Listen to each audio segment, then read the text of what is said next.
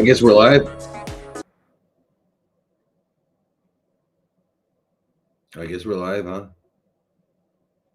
I'm in the show. Okay, good. Cool. All right, so good morning. Good evening. Sorry about that. Good evening. Welcome to Sunday Night Live in the Western world, and welcome to Monday Morning Live here in Asia. And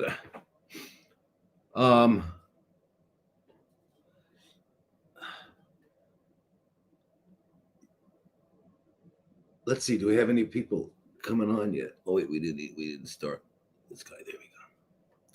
Let's start Instagram. Checking connections. So yeah.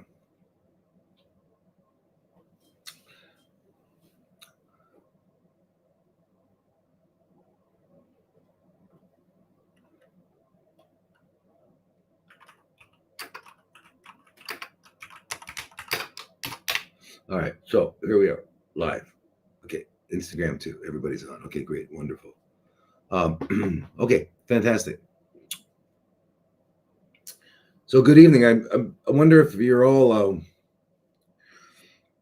just a quick side thing here. Just it's a minor thing that the whole world is coming under surveillance. It's just a minor thing that shouldn't disturb your evening at all. But yeah, just let's keep that in mind. On the side, nothing to think. Nothing to worry about it. A digital ID. It's just a theory, just a conspiracy theory. We don't talk about conspiracy theories. All right, let's talk about important stuff. Okay, so anyway, welcome everyone, and we're gonna go through the usual stuff, and that is to remind you all that this Sunday Night Live is Eastern Standard Time is what, 8 p.m. It's 5 p.m. in Arizona, and I don't know if it's daylight savings or anything, so I always focus on that because it doesn't change the clock. So we're going to say 5 p.m. Arizona. So wherever you are in the East or Europe or wherever, you can go from there. Hawaii doesn't change its time either. I think only 2 states, or maybe there's more. Anyway, so that's what we use, and we are on portrait. Oh, yeah. Okay. Okay.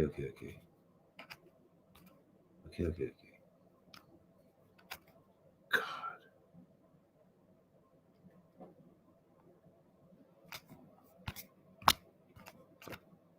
Okay, there we go. Okay. So, and anyway, so it's every Sunday night. And the format here is where people have sent in questions, right? And so we're going to deal with as many as we can. And then, but the problem with this format is, and we've been doing it for years now, so we don't want to stop. But is that it doesn't allow interaction, doesn't allow me to clarify what it is you're asking, and so I can really help you, because I know what you're probably asking is may not even be reflected in the way you asked it. And so, I usually would, if we were together, I would be asking some other questions to kind of direct both you and me into figuring out what it is that really needs to be answered. So anyway, we don't have that ability to interact. So we have these groups that serve many purposes, and that's one of them. And that is, we have our weekly Zoom meetings where we interact. And the questions are spontaneous, live on the moment, and I can dig deeper, and we can have a discussion. So it's very good, and we do this a few times a week, depending on the group you're in. And I'm just adjusting this. There we go. Okay. All right, and so the health and healing group, where we talk about things related to health and healing, keeping in mind that the word heal is the foundation of the word health. And so health is the ability to continually heal every picosecond, nanosecond. And And in that group, we meet every other week, but you also have access to our kinesiologist, he's a physiologist who's muscle centric, and looks at movement and muscles, and very, very bright guy. You know, he really knows what what what, what he's doing with physiology and kinesiology and its effect on health. I mean, you know, just walking up the stairs for 70 seconds will increase your natural killer cells sixfold. That's a good thing to know. Really good thing to know. Um, anyway, so and then you have access to Vanessa, who is a nutritionist, health coach, yoga instructor, meditation coach, uh, biologist. She's got, you know, and she's been living this way for many years, and so she teaches a whole lot of stuff. So you have her one week, and then you have Darren the next week, the kinesiologist, and then every other week you have Donna, who's been eating uncooked plant food for 37 years, and so she's got quite a few things to say about that and to teach us all. So all that's really important. And then if you're in the CFC group, which is what some people refer to as cancer, mistakenly um, refer to it, it's really chronically fermenting cells. CFCs, chronically fermenting cells. Um, um, we have access to Kathy, and Kathy is a psychotherapist who is helps people who've been cursed with the word, you know, diagnosis, who've been cursed, to look at the whole thing and put aside all the intellect and all that, and let's just talk about how we feel, how it's affecting us, and how can we improve that? Because if we can, you know, the way you feel is everything. It's everything. If you feel horrible, then everything's horrible. If you feel fantastic, everything's fantastic. So knowing how we feel and working with it, and respecting it, and developing methodologies for keeping ourselves from diving too deep and falling too deep into holes, is very important. In fact, it may be the most important. Attitude.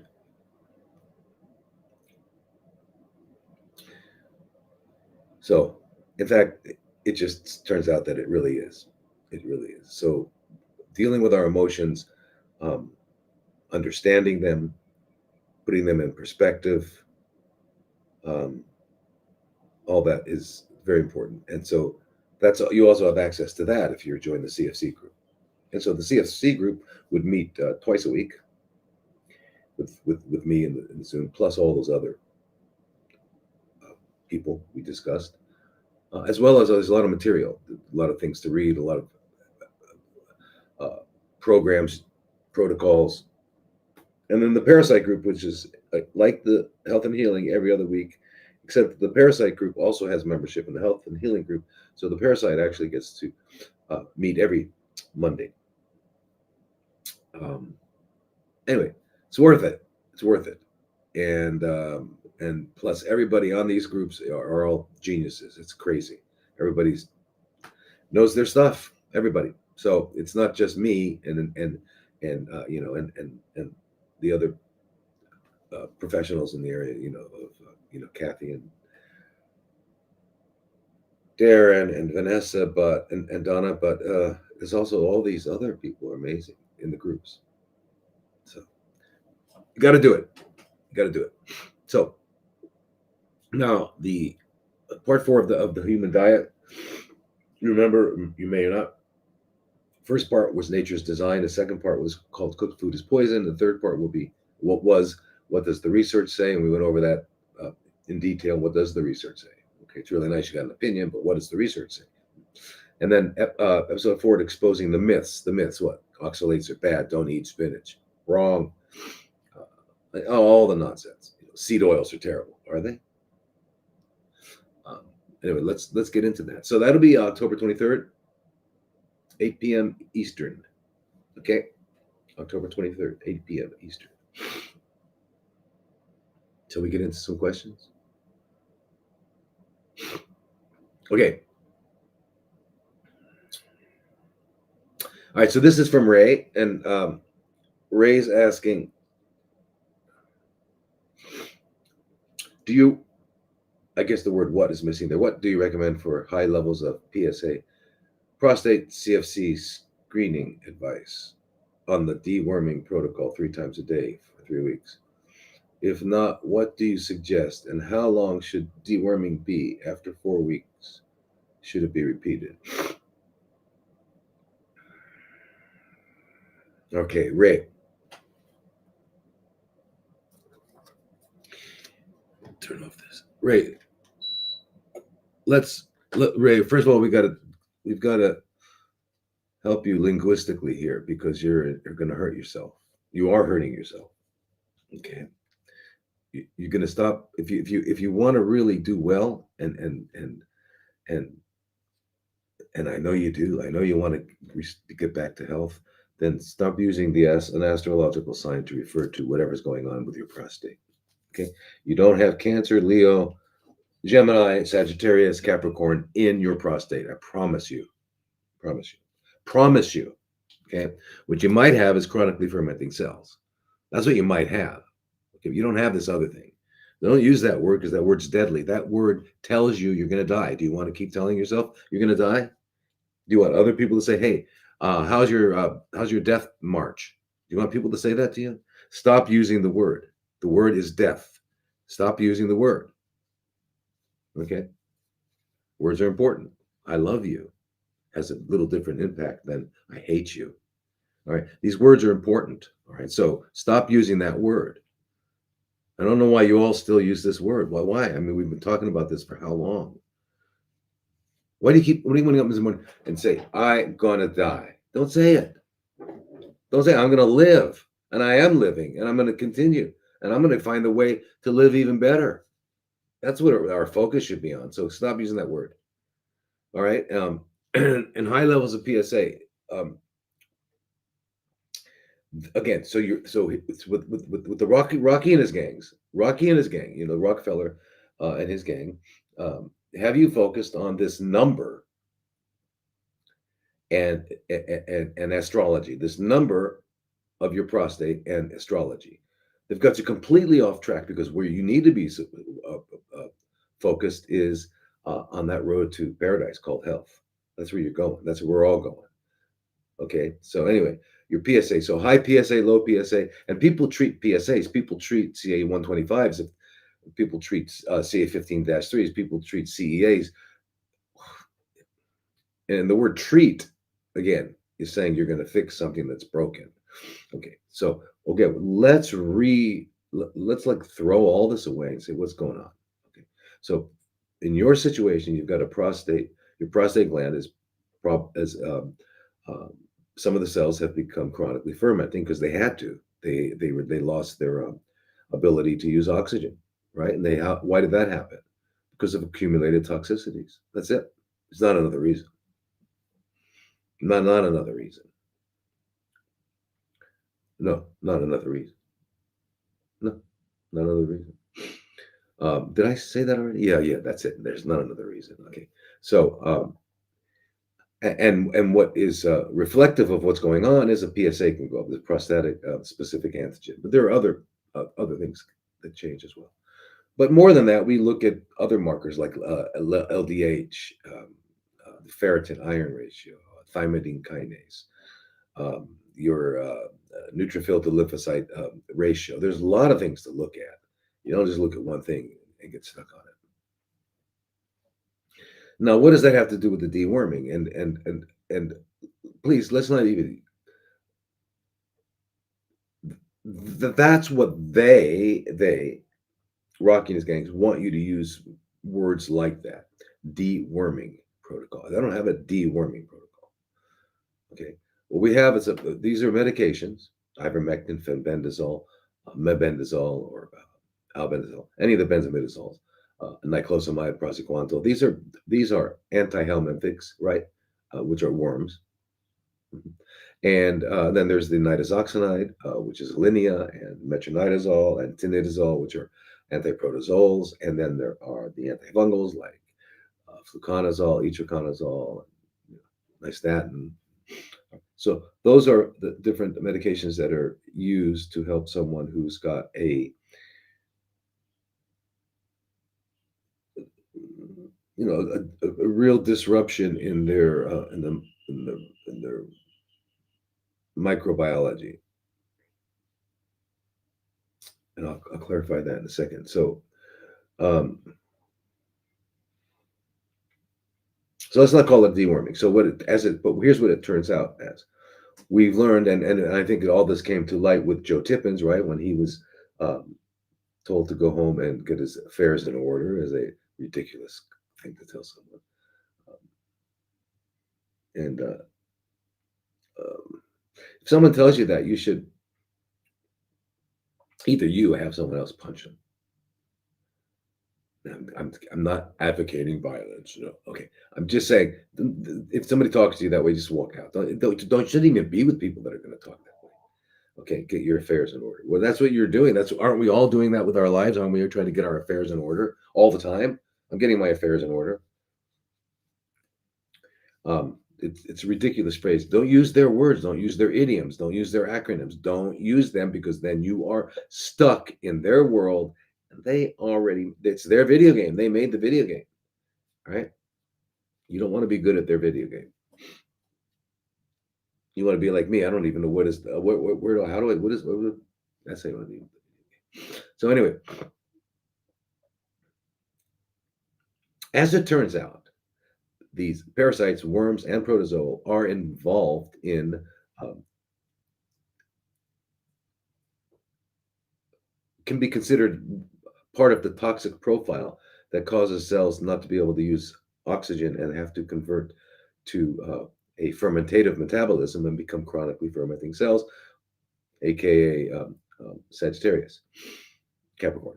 So, um, so they can be involved in that, right? And therefore, by eliminating them or reducing their numbers significantly, the whole process um, can be stopped. And that's what we saw with Joe Tippin. So he was told to go home, and when he went home, he um, took some fenbendazole, and that was 2018, right? He's still around, he's doing fine.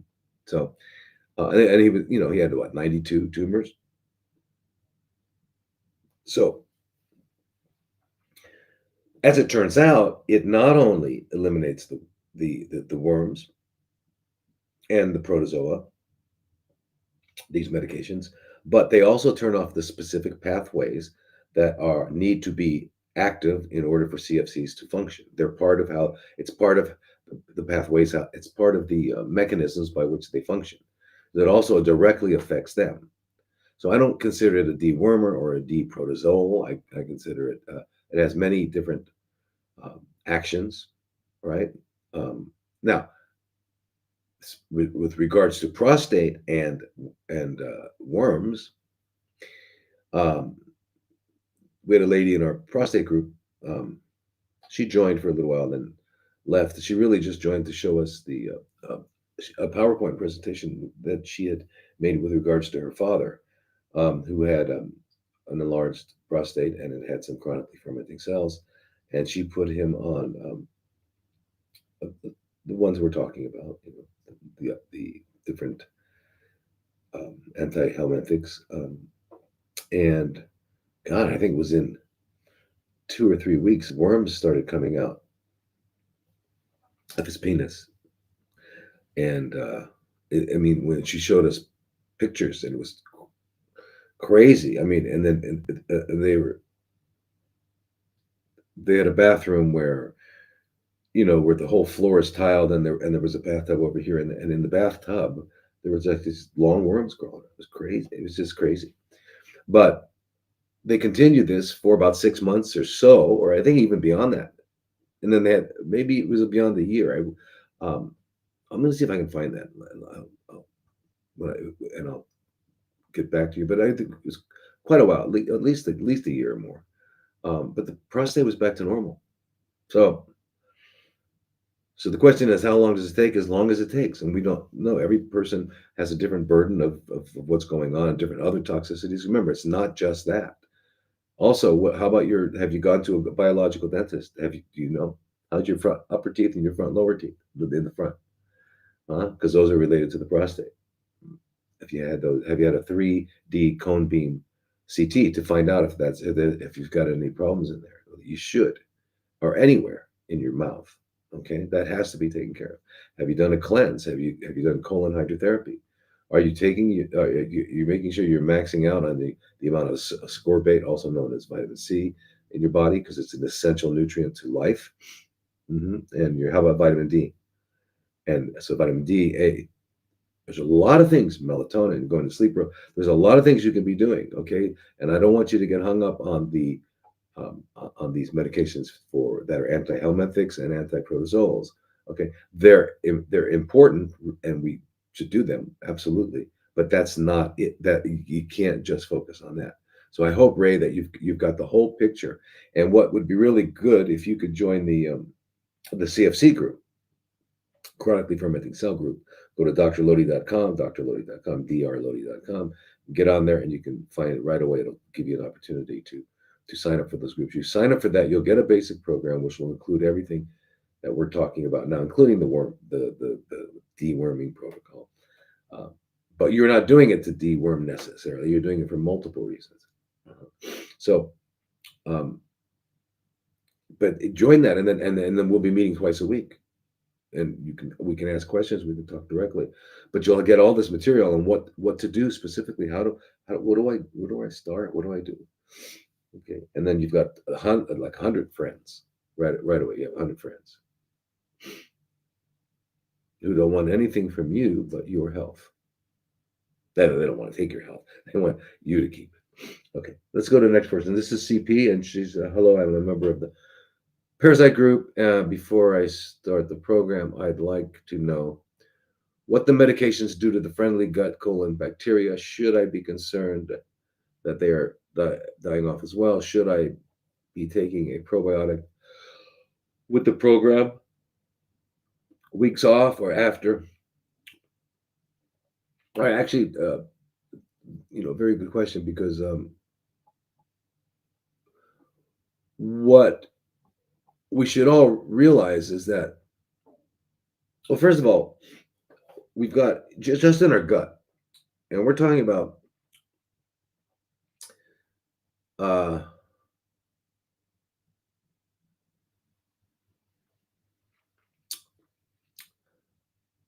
I guess we're talking about below the stomach, or the stomach and below. It's hard to know if we're talking about the esophagus as well, but we definitely separate the oral microbiome from the gut or gastrointestinal microbiome or microbiota. Okay, so we separate those, and the big physical barriers for the between the oral and the gut are bile produced in the liver. Okay, because bile is very uh, dis, destroys organisms, right? Because by the very nature of bile is they call them bile salts because at one end it's like a salt. It's water soluble, hydrophilic as they call it, and then the other end is lipid soluble, right? And that's the definition of a soap. That's what a soap is. And so what it does is very easily disrupts membranes and destroys things. That will be kind of a barrier for them to go back and forth between the oral cavity and the gut. The other one is the pH of the stomach. All right, so the pH of the stomach in a healthy stomach is 1.5 or 2, around there. Um, and so you know that's pretty toxic. Now lions and other carnivores will have pHs below 1. Yeah, so really nothing's. So they're pretty sterile around there. Yeah, nothing's going to make it at that pH. So anyway, so these microorganisms that are in our there, and then we also have a nasal microbiome. We have is in our ears, external ears, rectal, vaginal. Um, um, and there's crosstalk between them all. And then on our skin, they're all over. Our skin. We've got thousands of species on our skin and our hair, just everywhere. Because why? Because they're necessary for life. They're necessary to be alive. Without them, we're not alive.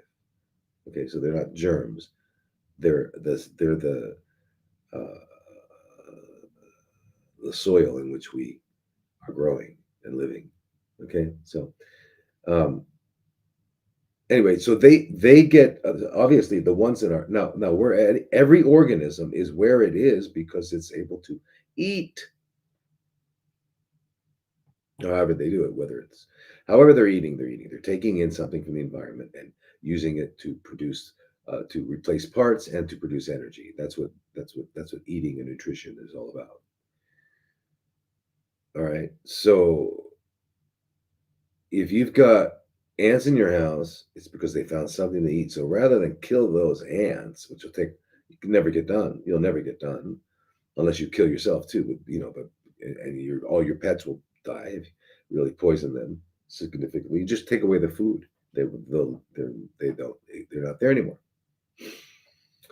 Very simple, non-military. Um, this is the same thing here in our gut. Whatever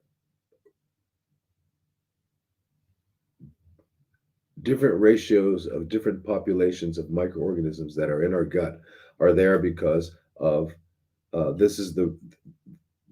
this ratio of different populations shows you the different degrees to which they like the food we're feeding them. And what food are we feeding them? The same food that we're feeding ourselves. So whatever you're eating, you're going to be feeding to your microorganisms. And if they can survive on it, they'll stay. If not, they won't.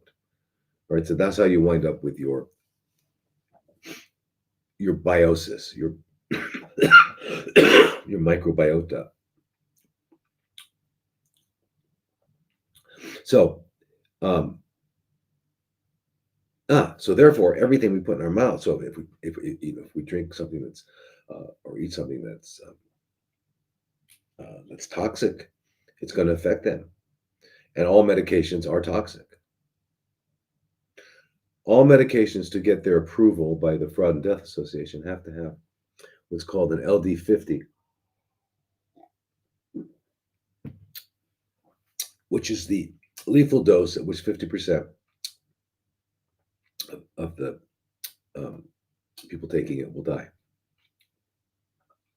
It's called the LD50. You have to know what the LD50 is of a drug. So all medications are harmful, toxic to some degree, so they're going to affect the gut microbiome. We have to understand that. Coffee will affect it. Apples will affect it. Cheese will. Everything we put in our mouth will affect it. So that's just a given, okay? Um, but so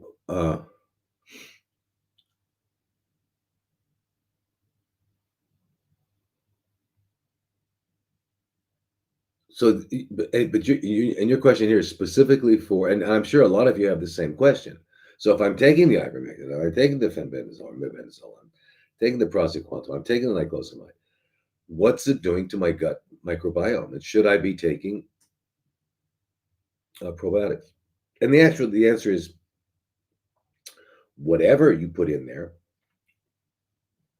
whatever drug or substance you put in there, the answer is yes. You should take probiotics because whatever we're living in, whatever we're doing with our lives, we're getting exposed in one way or another through to toxins. Even things that get into our on our skin, just like a topical medication will go through the skin and get picked up by plasma proteins and carried around. May or may not get into the gut, but so. But everything is has access. Has in one way or another can gain access. So for that reason, we want to be taking probiotics and prebiotics, yeah, continually, right? But also, and then the real prebiotic is the way you eat. And then if you're eating food, whatever food you eat, you got to figure out what the food you're eating, what group of microorganisms will that um, um, entice to hang out. But so anyway, but the ivermectin, ivermectin it's from a group of they call avermectins, and it was basically discovered in 1970, right? Um, in the soil, and it comes from an organism called Streptomyces avermiti. Avermetes or something, which ivermectin. Um, and so in 1970 they discovered. 1981 they introduced it to the veterinary world, and it was amazing the effects. I mean the parasites that it eliminated, right?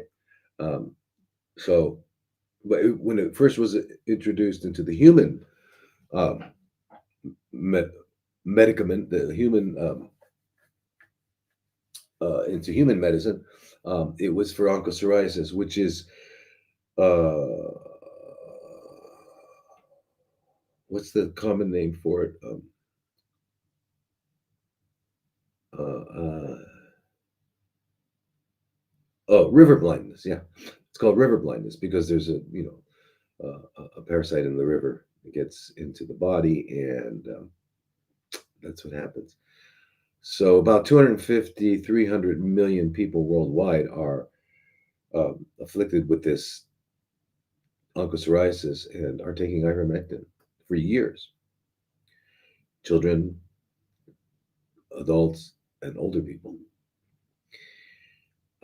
So in terms of safety, it's got a pretty good clinical trial there. Um, However, it does cause um, problem with the microbiota. Now, in and of itself does not affect humans or other mammals because it only affects the invertebrates, single cell organism, because the thing that it blocks we don't have. It blocks the glutamate chloride gated channels, which we don't have. So it doesn't affect us. But to the little guys there, it it's fatal. All right, and but I mean it's it's well tolerated. They've tested it with giving people up to 10 times higher than the FDA um, recommends as a dosage, which is 0.2 milligrams per kilo. Right. So if you figured that out, you figured how many kilos are 0.2 milligrams, and they went 10 times above that, and it still wasn't dangerous to the person, to people. Right. Okay. So that's good. Uh, and Um, and so ivermectin, you take it within 5 hours, it's at its peak. It gets out of the body in about 24 hours. These are called pharmacokinetics. And yeah, that's about it. So, other than it's eliminated in the feces, and it's eliminated in the feces, which is why we know that it requires the liver to detoxify it. So when the liver detoxifies something, it goes into the feces. Otherwise, it'll be managed by the kidneys. The kidneys will eliminate. But in this case, and most of the antiparasitics are eliminated by the liver and wind up in the feces. All right. Turns out that it not only was so with humans, not only the onchocerciasis, the river blindness, but also the I don't know you've heard of the lymphatic filariasis, which is elephantiasis, really devastating condition. Um, that strongyloides, which is those really disgusting parasites that crawl through your ankles and wind up in your lungs and your gut. They're pretty disgusting. And, all these really horrible ones, ivermectin is effective against. Wow. Even scabies, which, if you've ever seen people with scabies, it's a horrible condition. The itch is, you know, when people are itching from scabies, they forget anything. They can't do anything else. They've got to just sit there and scratch. It's a horrible condition. Anyway, it helps. It takes care of that as well, and many many other things. It also turns out that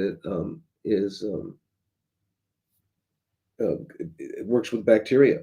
So in the methicillin resistant staph, which MSSR, people are all uh, MRSA, methicillin resistant Staphylococcus aureus, right? Staph aureus. And then there's methicillin sensitive Staph aureus. So there's two kinds of staph. It gets both of them. So it's in that regard, it's good. It's also been used with with TB, and it's been used with chlamydia.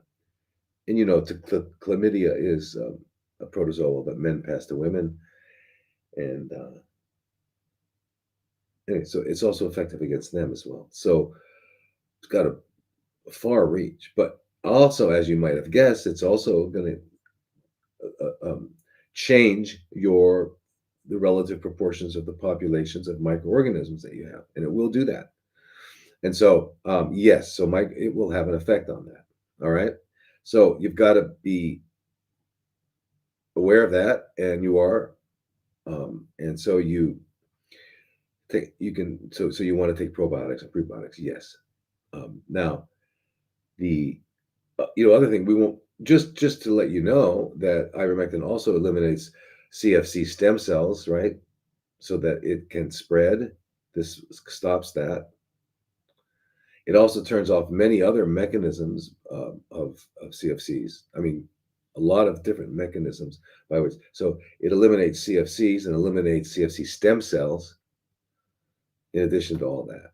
So it's not like something I want to avoid because of the effect on my microbiota. No, I want to make sure that I can maintain a healthy microbiota by eating right, eating human food.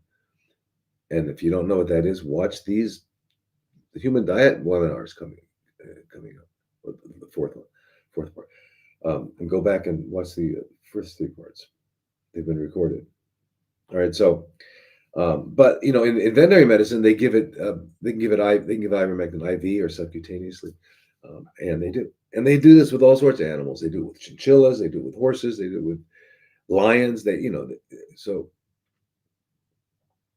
But I don't even know if there's a place that we can get IV for humans. But anyway, you're not going to sit around giving yourself IV ivermectin. You're going to take it orally, and so if you're taking it orally, you want to make sure you're getting probiotics. Now, the other antihelminthics, like the benzimidazoles, mebendazole and fenbendazole, don't seem to have an effect on the gut, and a significant effect on the gut.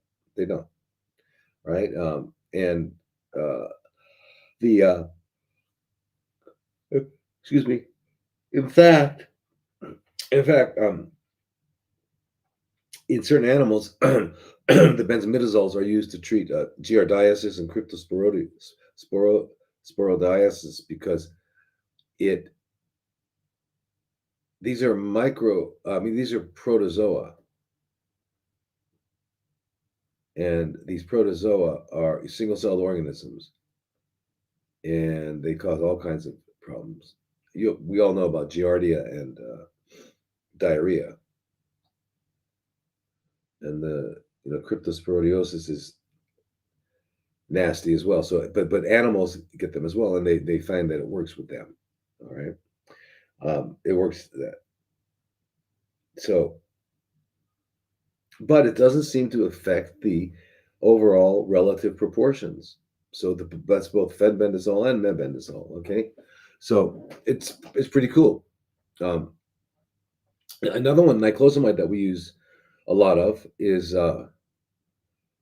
again has no effect on the microbiota, which is great. And it's even used to treat C. difficile. So anyone who's been around hospitals is going to know what C. difficile is. It's a bacteria that arises in an environment where someone's been on antibiotics, and the antibiotics have eliminated a lot of the healthy gut bacteria. And when that happens, this C. difficile, Clostridia difficile, or the C. diff, it's called in the hospitals. They don't want to say the full word because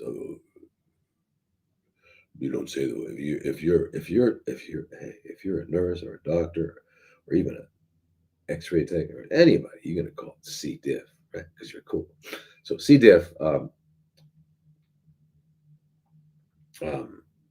doesn't arise, and it can be used. You can treat it with niclosamide, so it's pretty cool, right? And so you get the benzimidazoles, the niclosamide, and also it turns out praziquantel does not cause any major shifts. So that's pretty cool. I like that, right? And you know, how would we define dysbiosis? Well, I think one way of looking at it is it's when the gut microbiota, something produces an imbalance in the populations of the microorganisms that coexist within the GI tract. Okay, and this can be humans and animals, which directly affects their immunophysiology, their metabolic and structural and neurological function. That's pretty far reaching. If we're talking about immunophysiological, your immunology, your immune system, your metabolic, which is metabolizing, glucose and amino acids and all that sort of thing, structural in building cells, and neurological. I mean, we're talking about everything. That's what's affected when you affect the gut microbiome. So is it important to protect them? Yes. And in fact, if you had a completely healthy, appropriately proportioned gut microbiome, you would be healthy. So, yeah. Anyway, so that's that with them. So, yeah, but I eat healthy. Eat the way we always discuss, right? Eat in a 4 to 6 hour window. Stop eating 4 to 5 hours before sleep. Eat only human food. You got it. Now you're also going to be taking care of your gut microbiome completely. Now, in addition, you'll take probiotics and prebiotics if you're on certain medications. Okay. Next question is Virginia.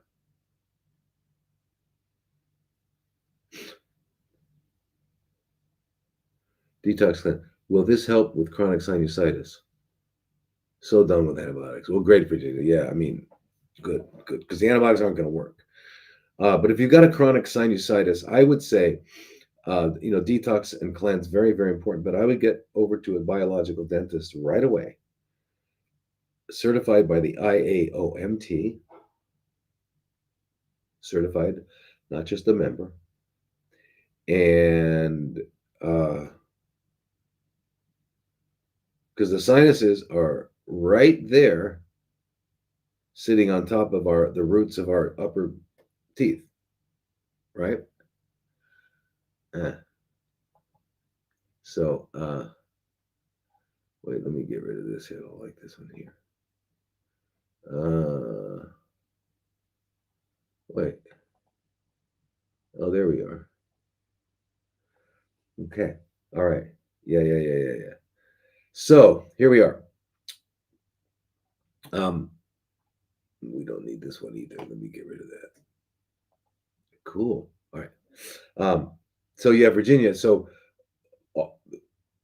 it's not even often. I would have to say I don't know.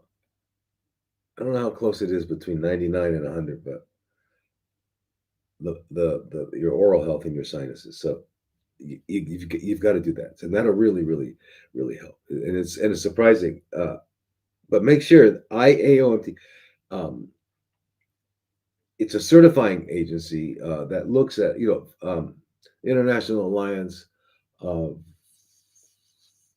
or the International Association of Medical Toxicology, right? And basically, they train dentists and get them certified in using safe techniques, using only biocompatible materials, um, and not doing procedures that will cause problems such as root canals, etc.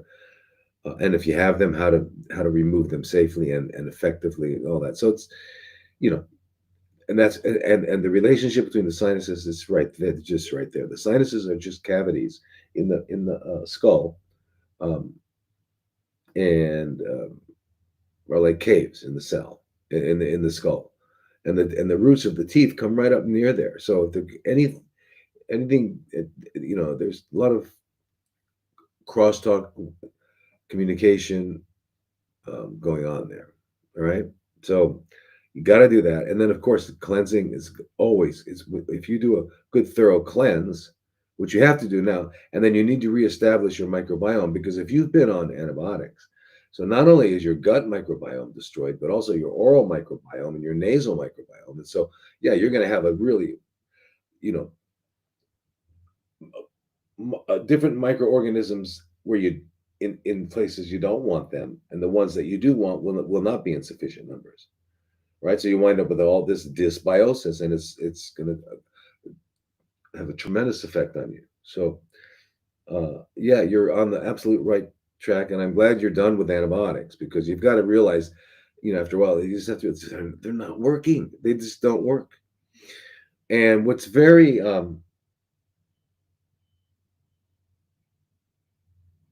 what's the word? Telling. It's very telling to note that when we look over 60, 70 years, the past 60, 70 years, at the mortality rates from cardiovascular conditions, heart attacks, etc., they've come down significantly. Uh, and the same with cerebrovascular events, strokes. The two that haven't changed in 60 years, 70 years.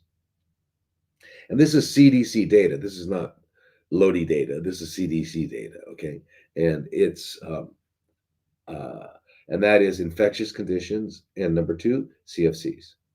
Mortality has not changed. So they're telling you, not me, they are telling you. And if we were all on Zoom right now, I could share the screen and I could show you the data from them. So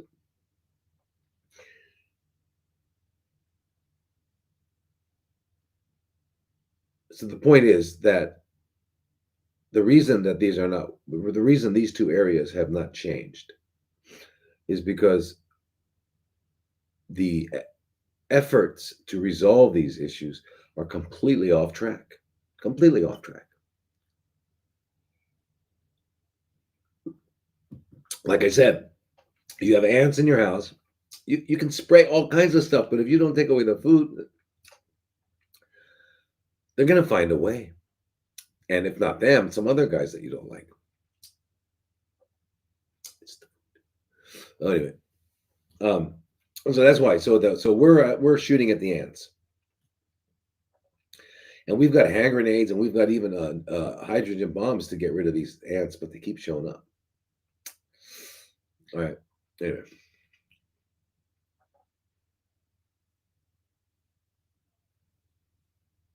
All right. So here we are. Now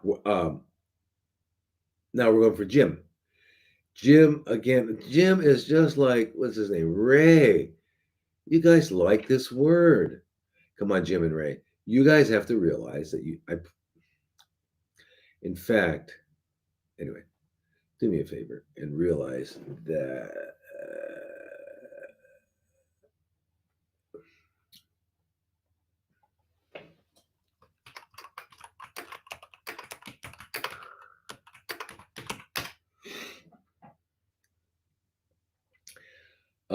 so Jim, so realize something. So prostate CFCs, now they're not. It's not a what do you call it? It's not an astrological sign. I'm not going to go through that again because I hope you were listening earlier. All right, now, so what you're saying is since 2022, you've had 26 rounds of radiation, 6 rounds of chemo, another 5 rounds of radiation to lymph nodes.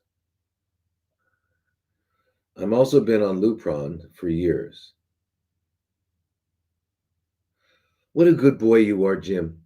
You just did everything they said. I'm so proud of you. And your mommy's proud of you too. You did anything they said.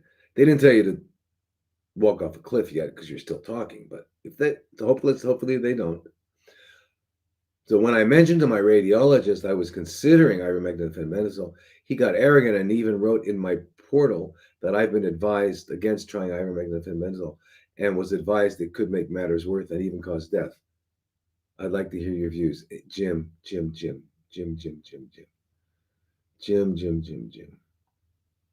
Okay. Jim. You've been on Lupron for years, which tells me that your situation has not been resolved over the years. in spite of the fact that you had 26 rounds of radiation, 6 rounds of chemo. Listen, you are to be congratulated 100% because you're still alive. You made it after they shut you. You just went through beyond basic training. This is advanced training. You went through Navy SEALs stuff beyond that. I mean, they shot everything they could at you, and you're still walking around asking them questions. They don't like that. And how dare you ask a question about something they don't know? The reason he got whatever he got is not because he knows. And you don't ask him. You can't ask a uh, you cannot ask a Toyota salesman about Mercedes Benz. Or you can, but you're not going to get an answer. I mean, a real answer, are you? All right. Now, so this guy, Jim, you should never see again. First of all, you're on Lupron. Okay, Jim, you've got to join. You've got to join the CFC group. First of all, Lupron knocks out your hypothalamic pituitary testes axis, so that you're not producing any testosterone, because their premise is that testosterone causes CFCs. And Jim, if that were true, I'm gonna just assume you're over 30, right? So anyway, so if that were true, then every 25, 30-year-old guy at Gold's Gym with an erection all day long should have prostate CFCs. But he doesn't. It's the guy that is taking Viagra at the age of 65.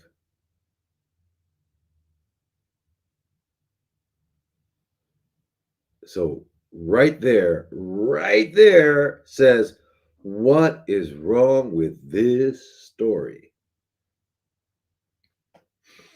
But that, of course, that's for people who think, and we want to remember they don't want us to think, but we're all capable of it, and let's not give it up. All right. So, as like saying soy is really dangerous for women with breast CFCs. Oh yeah. Well, how come in Japan, before we introduced McDonald's, they didn't have breast CFCs? And how come even now they have much less? And how come and they're eating soy all day long and they have less, and they live 10 years longer than us? Well, I don't know, but they told me that. I mean, why would they say that if it's not true? I mean, you well, Yeah, that's what I run into this every day. Why would they say it if it's not true? I don't know. Why would there be a great hoax of 2020 if it's not true? Hopefully, those of us involved right now at this moment here in this group already know that they get their mouths washed out with soap if they tell the truth. Yeah, they're not allowed to. But little time, the little kids, their parents, you said the truth. They don't. It's not allowed in those households. What households? Uh,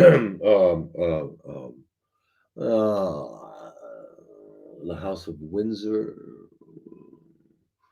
uh, Rothschild, Rockefeller. Yeah, anyway, they're even higher. I don't. The Rothschilds and Rockefellers maybe are working for them. They are. Oh, by the way, don't get a Monopoly game because they already won. They won the game of Monopoly. It's over. They just left us Baltic and Mediterranean. They've got all the rest. Anyway, so let's talk about it, Jim, because I know you want to know the answer. Okay, what's the answer? Well, to your uninformed, and he should have his tongue cut off. Would I say why would you say such a thing? Because what he's saying to people is causing them their death. He's committing acts of sorcery, and he's lying. Why do we know that? Because we know it's well proven that ivermectin has well-known, well-established anti-CFC properties. Okay, it inhibits the WNT-TCF pathways, which are and the hippo pathways, which are very, very important with CFCs, especially prostate CFCs. Right?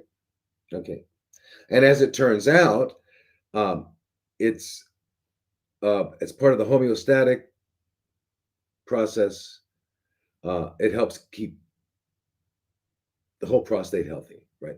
Ivermectin. Okay, and then there was a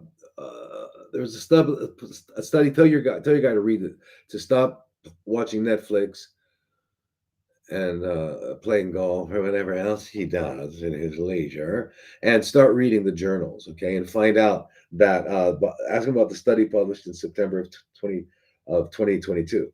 All right, that looked about ivermectin and targeting prostate CFCs. Okay,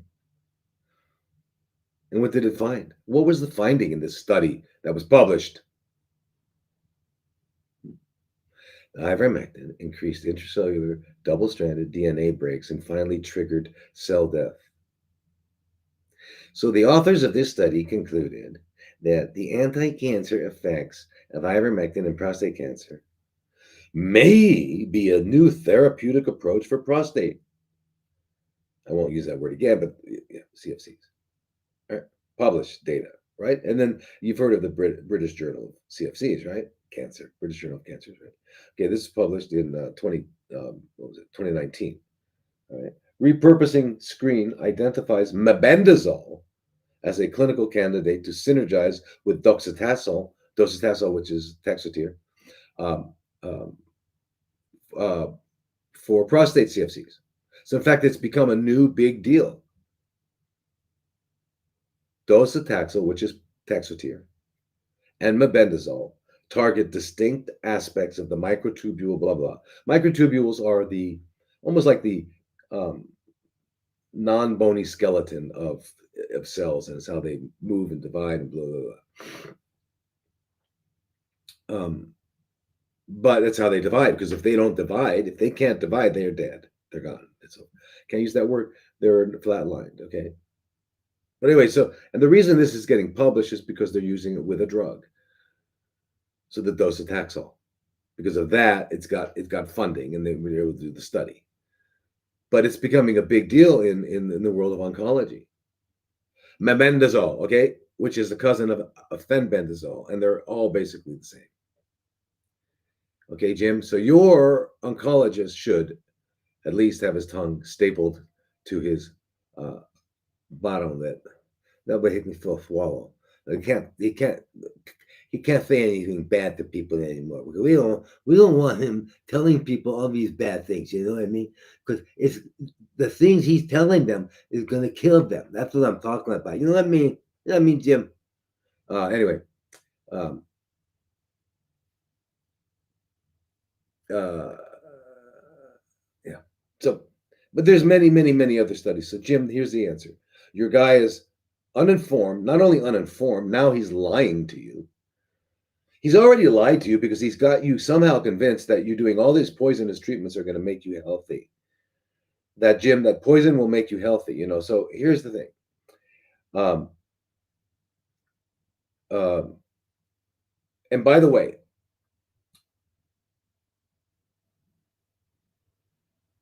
what's his name now?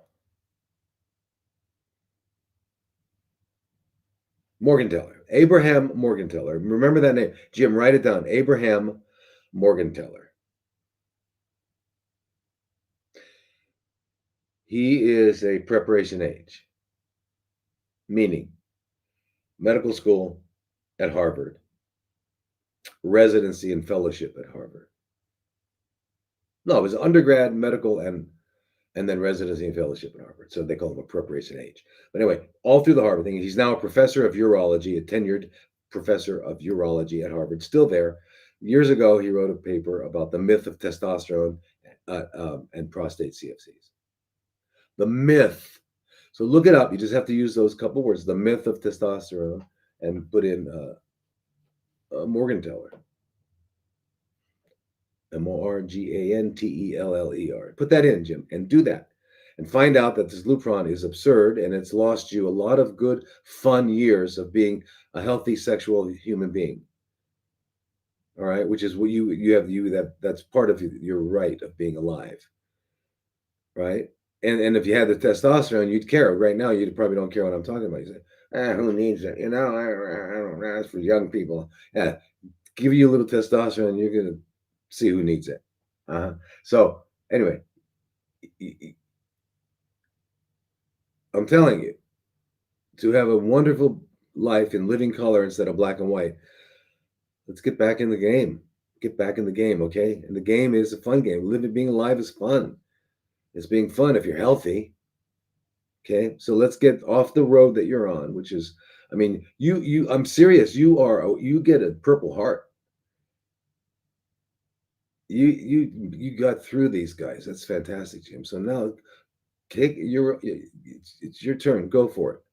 Shed off these things. Join our group, CFC group, drlodi.com. Go there now. Oh, wait till we're done. Write it down. drlodi.com. Go there and join up. All right, Lisa.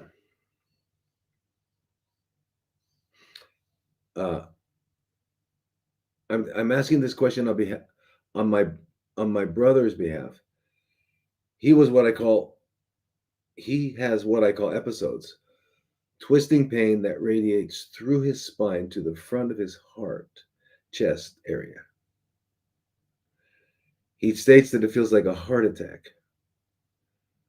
Runs fevers. He will go to hospital and nothing found. He suffers. He has been to many doctors and specialists with no answers, plus MRIs that find nothing.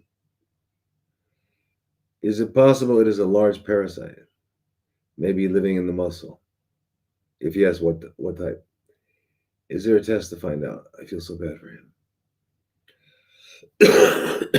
Wow, Lisa, me too. I feel the same way you feel about your poor brother there. Um,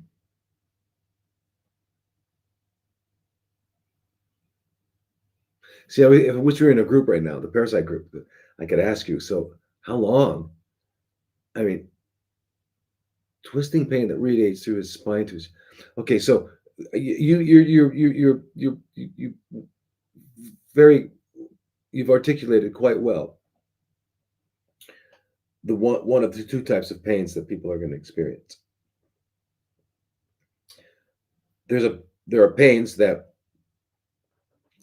we see with like perforated ulcer, a perforated appendix, or any severe thing that like that. That's usually perforations, stuff like that, where you just don't want to move. Just moving even a little bit, it gets worse, right? So part of when we're examining someone like that, you just need to touch their belly, and if they jump, you've got just some answers there. So that's one kind of pain. There's other kind of pain that we associate with that's we see often with kidney stones.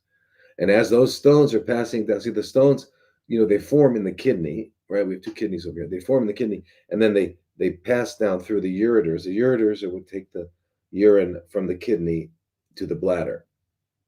And there are these muscular tubes. And when the stones are going down there, and it's the pain is,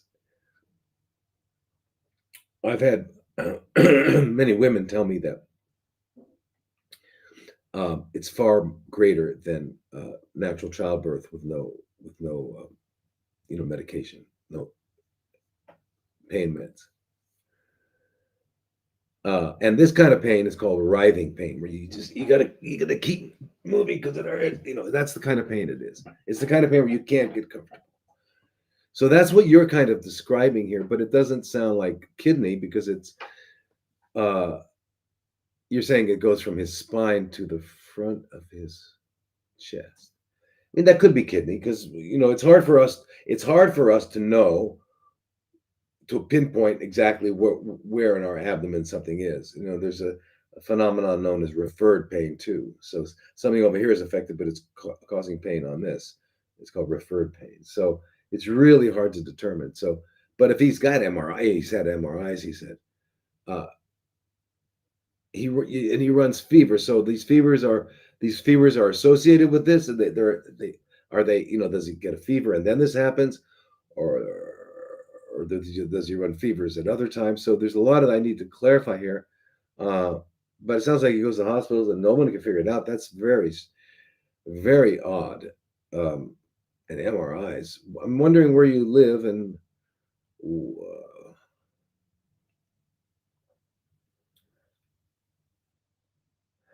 now could this be a parasite? Well, maybe, but let's not. I mean, they're okay. It's important for us all to understand that parasites. We have parasites. They're part of what's going on, and they're going to contribute in one way or another to you know disrupting our balance, our physiology. So yeah, but are is a parasite causing this?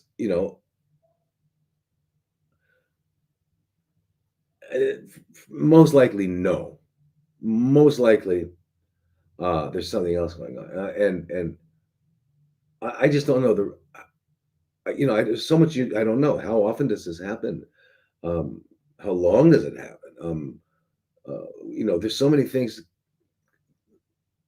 Does are there any things that are make it better? Any things that make it worse? I mean, there's so many questions I have to ask, and I don't know what tests have been done. So, really, Lisa, uh,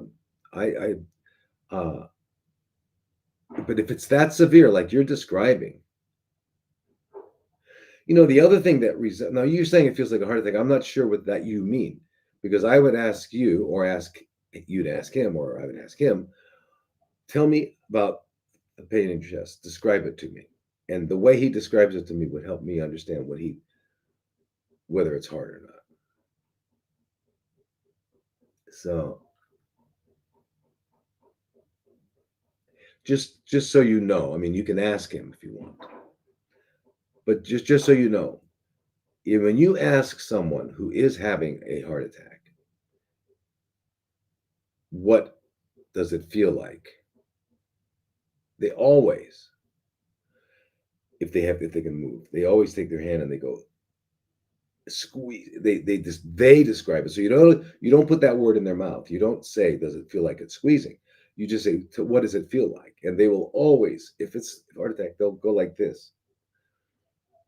And so that gives you a big clue there. So you ask them, right? So anyway, I, and running from his spine and all that, the on the other hand, not being able to tell what's going on in our bodies, we know that there are certain uh, abdominal organs, when affected, can radiate to the front and to the back. So, for example, pancreatitis or pancreatic pain, which is the pancreas is up here in the abdomen, but it radiates to the back, can cause some pretty severe pain in the back. So, and here you are telling me secondhand, because it's not you, it's your brother. So we're getting secondhand about, and we're not getting really a good description. So I really can't go any further, because I don't know what else to say, except that you really need to find a competent doctor somewhere, or a hospital. Um, and I don't know where you live, but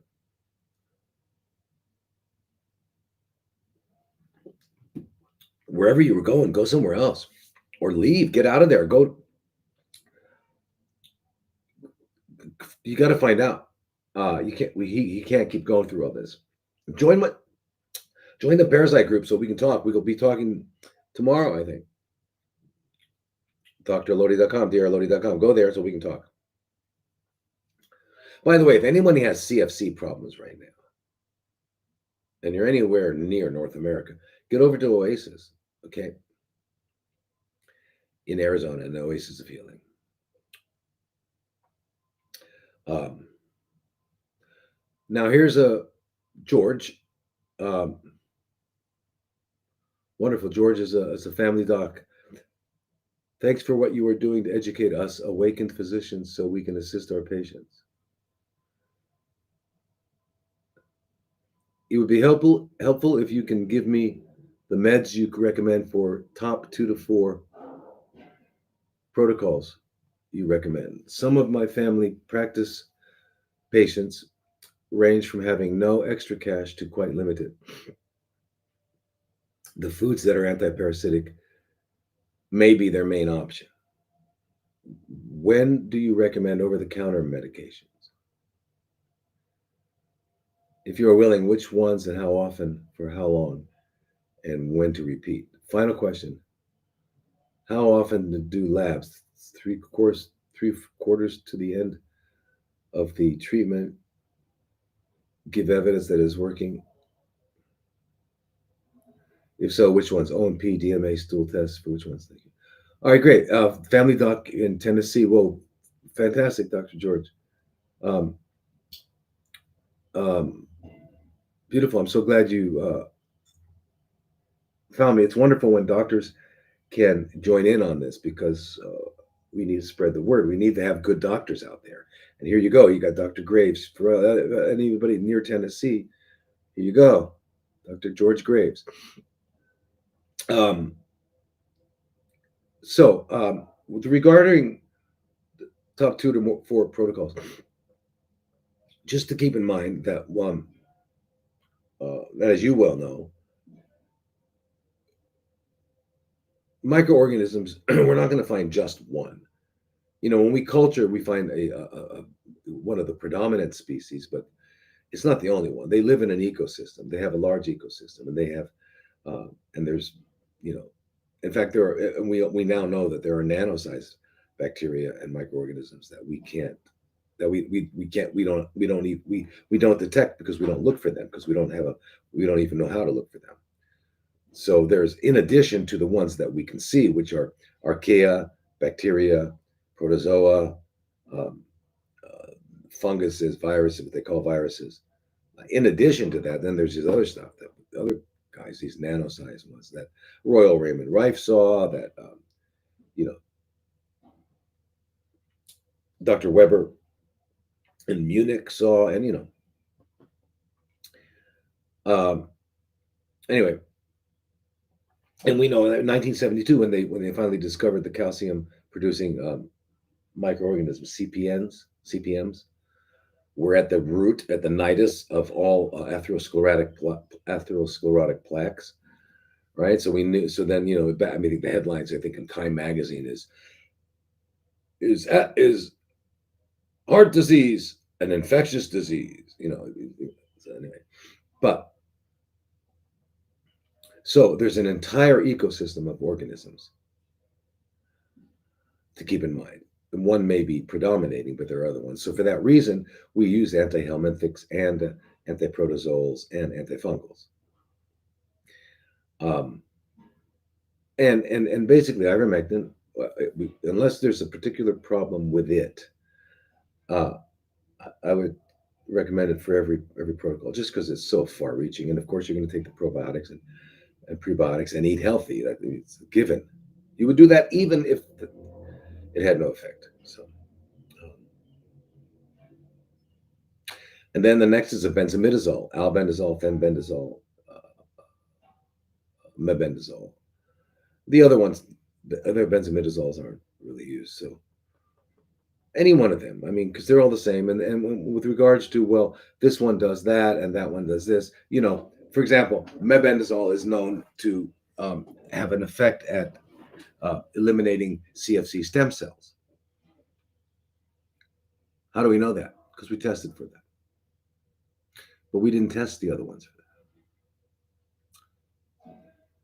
So, and just like there are no human studies with fenbendazole, right? Yeah, because you didn't make any human studies. So there are no human studies, right? Okay. So now what?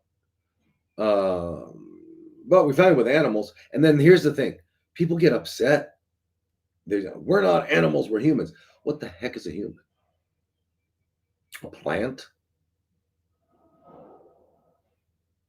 A mineral? No, not plants, minerals. So remember that game, everybody, right? No, not scissors, rock, paper, whatever that is. Not that game. Animal, mineral, vegetable, right? You're driving in the car for a long way and everybody thinks, everybody takes turn thinking of something. Anyway, those are the basic family. So we're not in the plant, we're not in the mineral. So I'm going to just guess that we're probably in the animal group. What does it mean to be an animal? It means to be an intact biological organism that moves around. Anima. Anima is not just Japanese cartoons. It's the root of moving around. Anima, soul, in Latin. Yeah. So anyway, so it turns out that fenbendazole seems to work with animals and humans who are not animals. We're not animals. We're not plants. What are we? We're aliens. That's it. I blew it. Sorry. But are aliens animals? They move around. So aliens are animals too. Wow. Maybe we don't know. There might be some aliens that are a cross between plants and animals. Let's try to imagine that. Let's also try to imagine if the earth is flat, because those are things that really waste our time. Let's waste our time.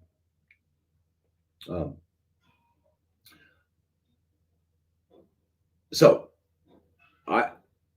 one of the basics is ivermectin 3 times a day, fenbendazole or mebendazole 3 times a day, niclosamide 3 times a day, and you can add praziquantel if you want, or you can get one or either niclosamide or praziquantel. There's different ways of looking at it. There's different ways of doing that. We'd have to have a more of a discussion at a different level than I would talk right now.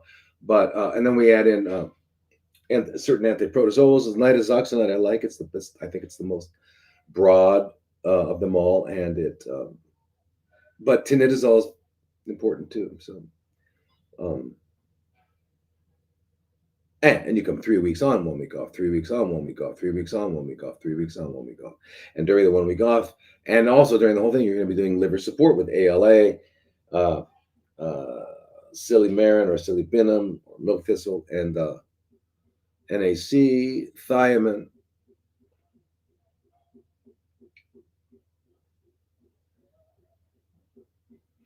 Anyway, Dr. George, we should probably somehow go over that.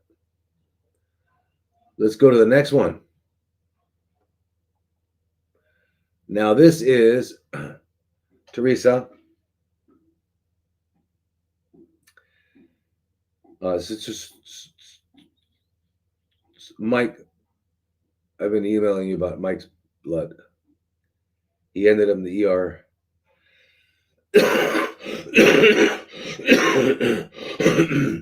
They gave him an iron infusion. He was at 5% saturation, and blood transfusion hemoglobin was 7.1. He doesn't have a scan set up until 9th of October. Is that soon enough to get results, or should we bump this up? What's today? 6, huh?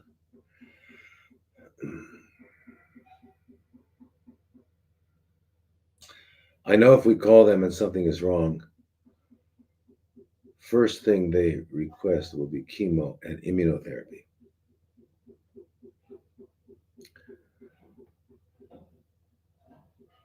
He's having right upper quadrant pain, but like you said, both his liver and kidney numbers are normal. Please advise, talk more about your oasis of healing. We may consider this if it's a better option than the high dose regimen they are going to want to put him on. All right, well, Teresa, yes. I don't know where you are in the U.S., but an oasis of healing in Arizona. I mean, if you get there, I'll be involved in his whole program, and yeah, and sadly, we're the only place that does it all. I don't understand it because I certainly don't keep it a secret. You need to be working with mind, body, and soul, and spirit. You need to be working with it. You can't ignore any of them. And in the body, everything. And that's from eating and not eating, cleansing, fasting, cleaning the body out, and all that, and then intravenous interventions. And they're all the standard ones that are known of integrative oncology, which are vitamin C, ozone, curcumin, all these. And if we need chemotherapy, we use insulin potentiated low dose chemo, which is I think what you're referring to there. And that's really good because with insulin potentiated low dose chemotherapy, you target the CFCs and not the whole body, which is kind of the smart thing to do. If you're going to poison somebody, make sure you're hitting the target and not using a shotgun where you get everything. So yeah, I mean, it's sadly it's one of the only options. I just don't know of a place that does it all, including the food, the diet. They just don't do it all. For why? Why? Because everybody's interested in interventions, which are money making. You don't make a lot of money on food teaching. You don't make a lot of money teaching people how to live healthy. You know. So anyway, uh, yes. I mean, call there, and or actually, if you want, send me an email, and I'll look. And if you want to, I'll have someone from there get in touch with you. All right. So send it right away, and then I'll look right after this Zoom, right after this. What are we doing? Live stream. Yeah. All right. But anyway, so just for everybody's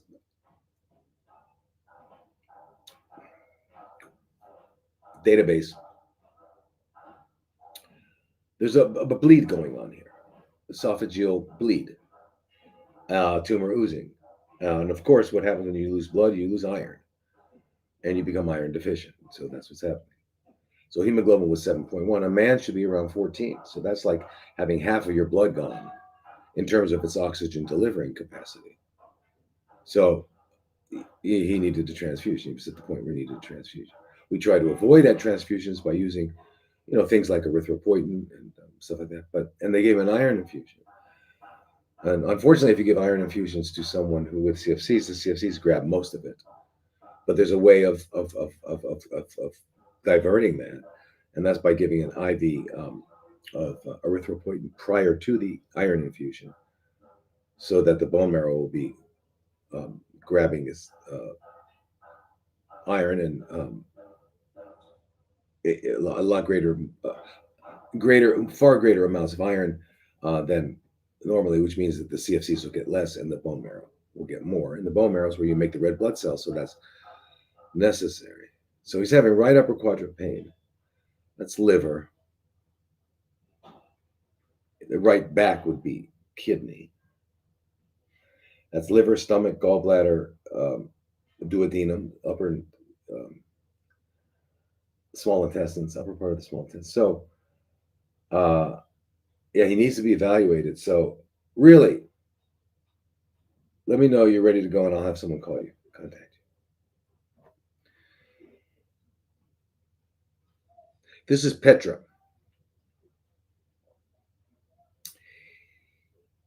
Hi, Dr. Lodi. How effective do you consider ashwagandha to be for supporting underactive thyroid function? Well,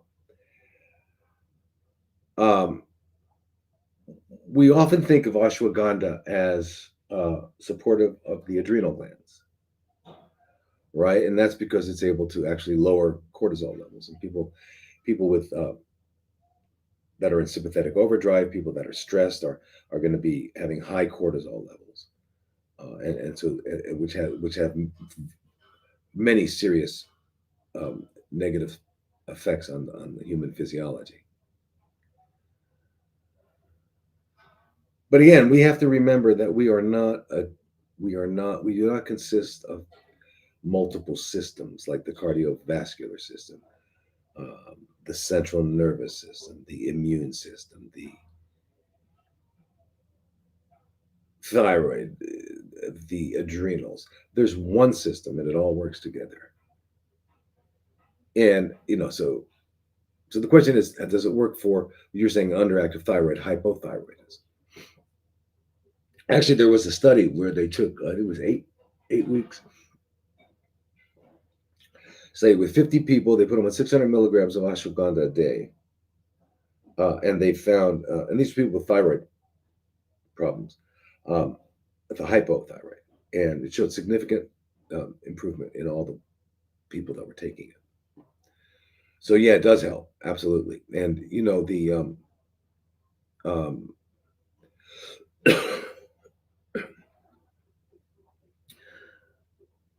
and specifically the way it helped, there was both the T3 and T4, as you know, thyroid hormone is triiodo and tetraiodo thyroxine, right? Is what it is, Anyway, so the T3 and T4 levels, they had like a 41, 42% uh, increase in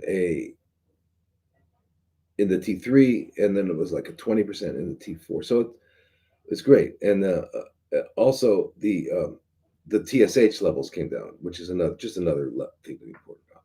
All right. But we also know that it also lowers the cortisol levels, which is really, really important because that chronic stress increases winds up impairing thyroid. So that chronic stress decreases thyroid function. So they're working together. So by the ashwagandha having an effect actually on the adrenals by decreasing the cortisol, and also by increasing separately in a distinct pathway, increase the T3 and T4, then we know that yes, indeed, it's going to help with the hypothyroidism, but it's also going to help with the adrenals, and so there's I think there's addition and symmetry there that need to be acknowledged, right? So yes, right.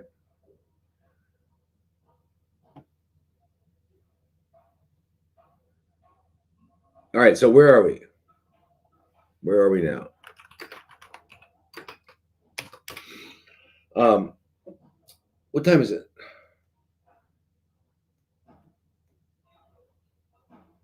Oh, good. We've got some time. Um, okay, this is Janeth.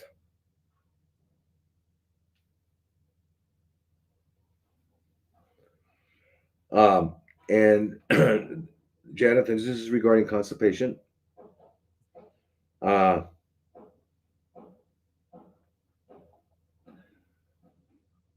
I had detected H. pylori. I had the treatment for 2 weeks on antibiotics. I finished 3 weeks ago, and I had allergies almost everything, perfume or creams. I love it if I can have a consultation with you, Doctor. Kindly, Janeth.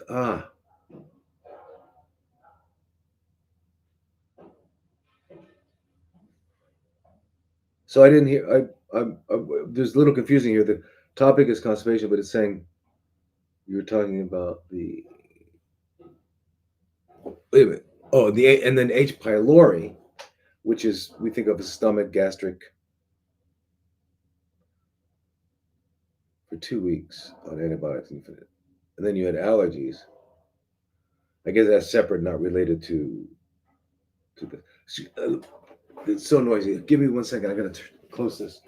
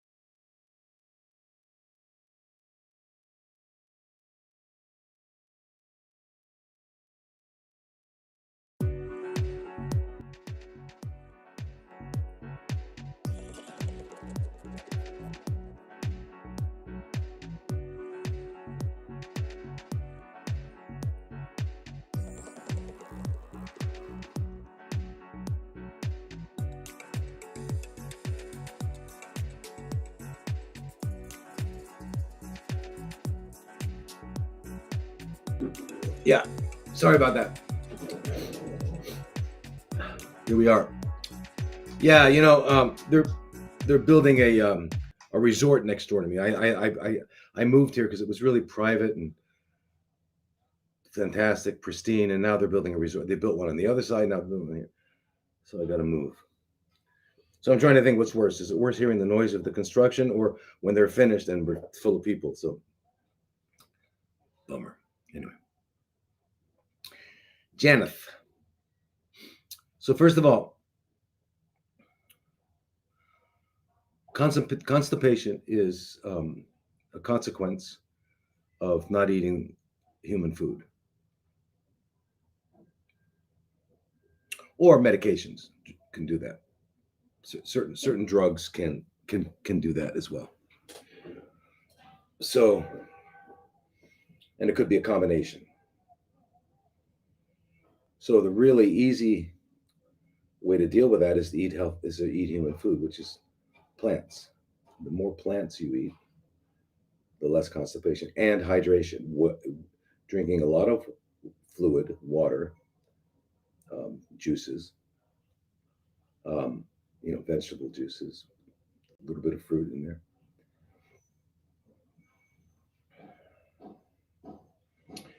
But it's the cellulose. It's the what they call the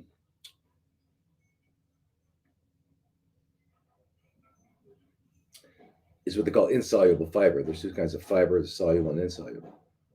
So the insoluble basically forms like it's cellulose, and as it's passing through the gastrointestinal tract, it's kind of like a broom, and it just sweeps things along. It also is very absorptive of water, and so whenever you're drinking water, it's going to absorb it. And just increases the bulk and the movement of it. Okay, so it's kind of like it has feet and it crawls through.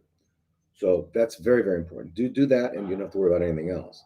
And stop eating 5 hours before sleep, and eat in a 5 hour window. And eat a lot of plants and fruit and nuts and seeds. And that's done. The constipation problem is over. Now, with regarding H. pylori, Helicobacter pylori is a microorganism, bacteria that is found in the stomachs.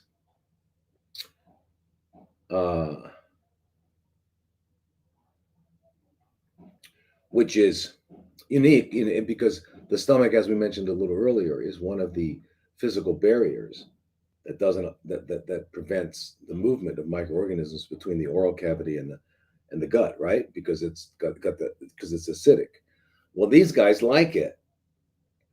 They don't actually live in this acid there, but they live in the cells that produce it, and because even they couldn't handle that level of acidity. But that's what they like those cells. And in one way or another, they seem to be related to gastric ulcers, meaning ulcers that form in the stomach. The word gastric always refers to stomach. So when they say gastrointestinal system, they're talking about the stomach and the intestines, which is small intestines and large intestines. So the so as and naturally the way that the conventional world deals with H. pylori, so since it's a microorganism, we got to kill it. We got to kill it. We got to kill it. Instead of recognizing it as part of the dysbiotic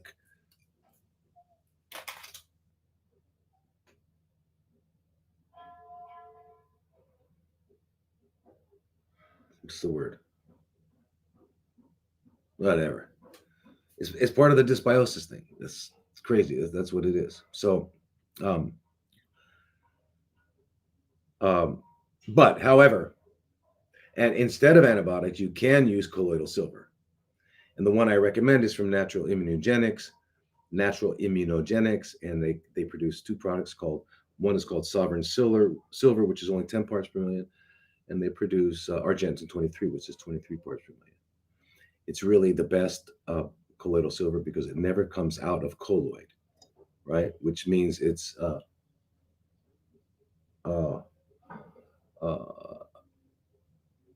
it remains effective because when it comes out of colloid is what that means is that you've got like the silver is almost like it's in a bubble separated from the rest of everything. And these are nano-sized bubbles. And so and there's billions, trillions of them. Right? Because if those little bubbles, as it were to open up and they coalesce, then you're getting a big glob of silver and you wind up getting a purple head, which you don't, I mean, a blue head, which is called Agoria. You don't want that. So you've got to have stable colloids, and this is Argentin 23, it's a stable one, but it is extremely antimicrobial. But it doesn't really eliminate, for some reason, the ones we need, the healthy ones. So it's pretty amazing.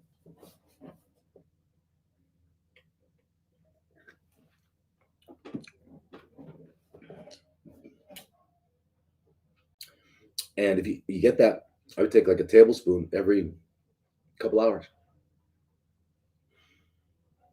It's good for other things too. It's good preventatively, to keep things healthy in your gut. A couple tablespoons a day, empty stomach, of course. But but now, yeah, and now the other thing, the other good news here, Janet, is because you're going to be eating human food, so that you will no longer have constipation. That will also be the prebiotics to reestablish a healthy biome, which got disrupted because of the antibiotics you were on, right? So, and you can take some probiotics as well. That'll be helpful. All right. So, um,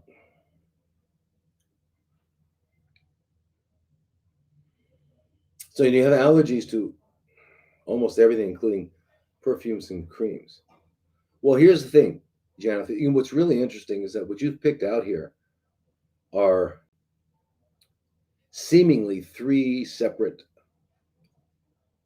concerns, which are all basically not three separate. They're different manifestations of the same underlying situation.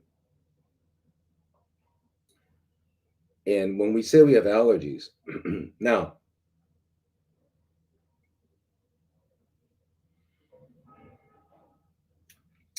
at some point, it's difficult to distinguish between what an allergic situation is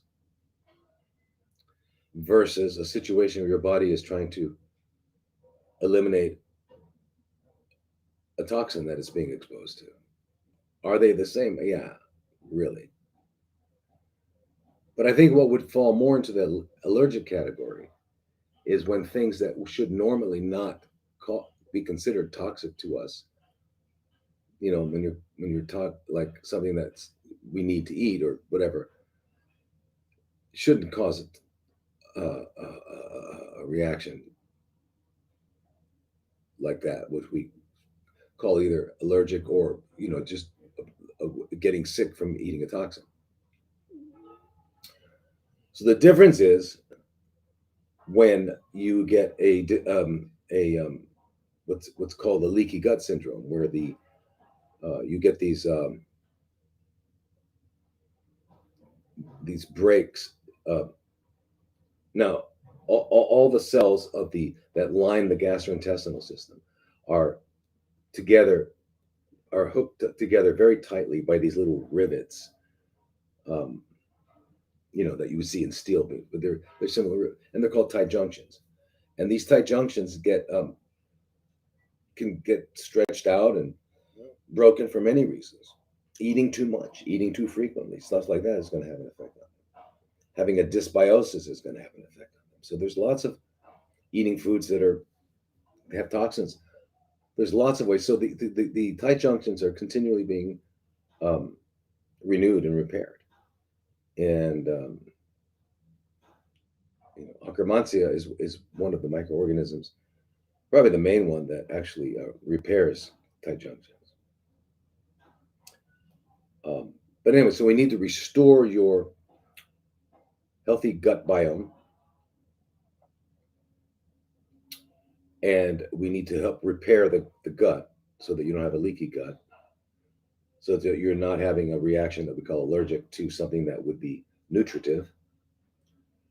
And we can do that by helping. We can use biocidin and other things to help with the biofilm that may be covering and protecting groups of microorganisms um, in the gastrointestinal tract. We can add Akkermansia, which is a probiotic, in so that it can help repair. We can use glutamine, which is an amino acid that is the primary fuel source for the cells that line the small intestines, and aloe. So together, And there's a product called glutalamine from, what's the company? Glutalamine. Glutalamine.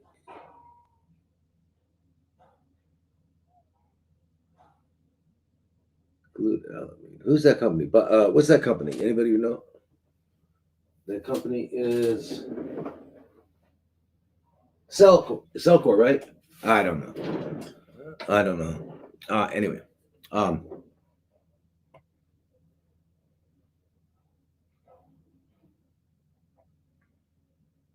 Zymogen. There we go. Yay. Okay, Dr. K to the rescue. Dr. K is one of the doctors that works at our center, Oasis. Who, Mike? I mean, where was it? Yeah, Teresa. You're gonna get in touch with them right away, or they're gonna get in touch with you. In fact, Dr. K, I think you can ask. Go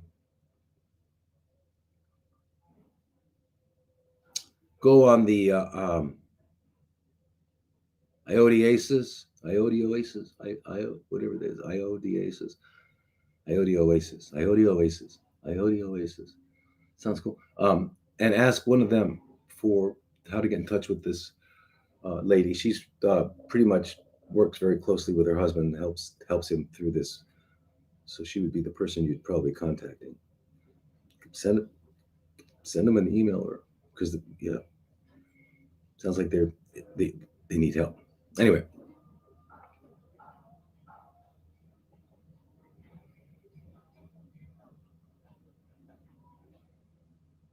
All right. So anyway, yeah. So those are the things, the basic things you would do. So you've got to heal your gut.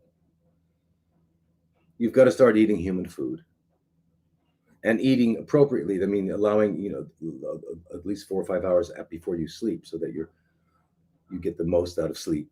We won't go into that, and then and you have time for healing and all that sort of thing. So this will go. By just changing your diet, it's going to change everything. We've already talked about what having a healthy gut biome does. It affects everything from your immunologicals to your brain. I mean, so the constipation, the H. pylori, which might have been associated with some sort of gastric pain, and these allergies are all just signals to you, saying, to your body saying, help, help. And you heard, and you're onto it. So good, fantastic. Go for it, Janet. Join our group, the Health and Healing group. Just join the Health and Healing group, and then we can talk. All right, and then you get a consultation. It's not you get a consultation, but it's like we get to talk every week, or every other week, Health and Healing, and you get a lot of information too. Okay, so now we're going to. Okay, so we're going to Leslie here, and question: ivermectin and fenbendazole for 4th stage prostates. Yeah, that's metastasized to the bone. So metastasized to the bone, you always want to consider doxycycline 100 milligrams twice a day. You always want to consider that. But the ivermectin and fenbendazole we just talked about, yes. And I don't know how serious the situation is, but they're using it with Taxotere, the mebendazole.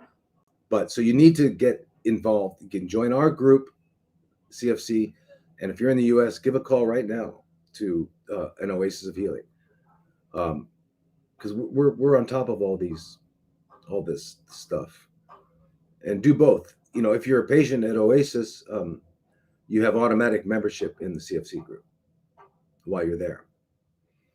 So that might be the way to go. I don't know your situation. I'm just saying, either way, either join the CFC group, or if you feel like you need some immediate attention, do the other. But yeah, ivermectin and fenbendazole, the protocol, and you again, mebendazole 500 milligrams 3 times a day, and ivermectin at least 12 milligrams 3 times a day. But I don't know your situation. I don't know your liver enzymes. So there's so much I don't know. I can't tell you to do any of this. I can't, because there's too many variables that could be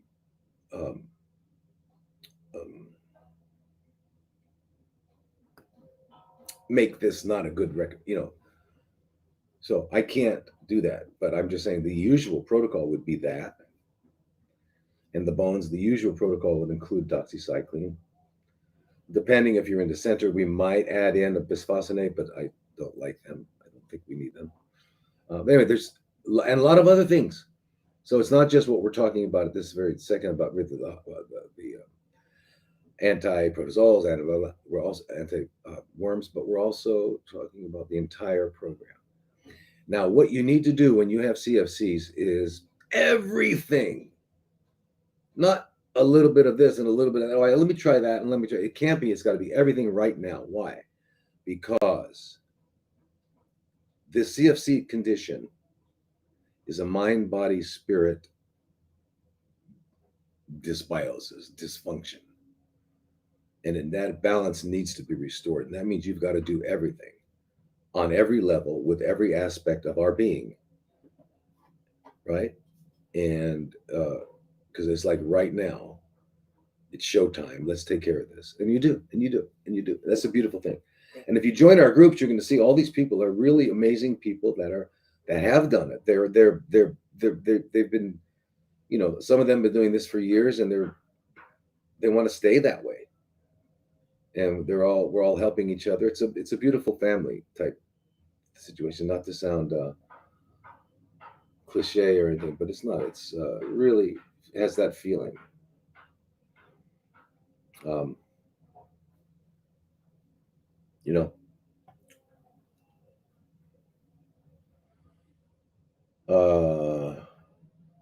let me look at some of your. It's crazy.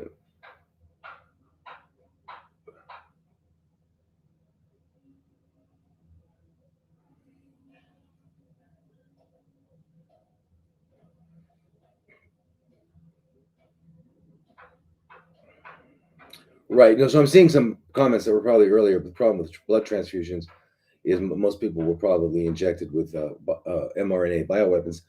Absolutely true. But there becomes a point where you no longer have the option. If your hemoglobin is too low, you're going to die. So you've got to know what that is.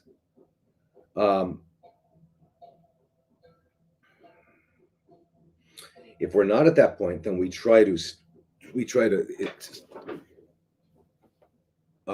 encourage, stimulate the body to produce its own, and that's where we use the erythropoietin and Venofer, which is a type of intravenous iron protocol.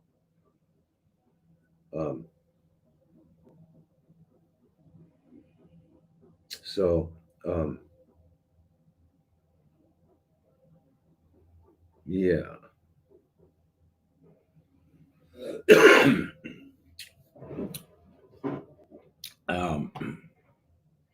And let me see, where was that thing? Is it